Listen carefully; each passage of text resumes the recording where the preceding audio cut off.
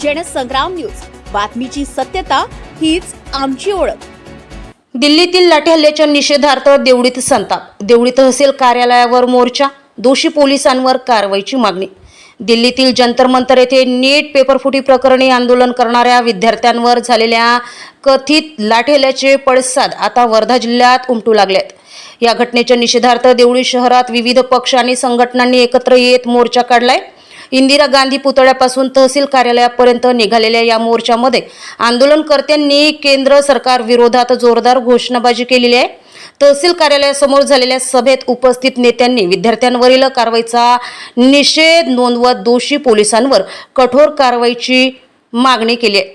तसेच केंद्रीय शिक्षण मंत्री धर्मेंद्र प्रधान यांनी नैतिक जबाबदारी स्वीकारून राजीनामा द्यावा अशीही मागणी करण्यात आलेली आहे. या आंदोलनात काँग्रेस, शिवसेना, उद्धव बाळासाहेब ठाकरे, वंचित बहुजन आघाडी तसेच विविध सामाजिक संघटनांचे पदाधिकारी आणि कार्यकर्ते मोठ्या संख्येने सहभागी झाले.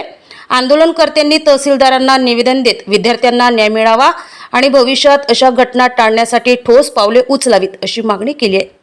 आनंद ओझा, जनसंग्राम न्यूज, देवळी.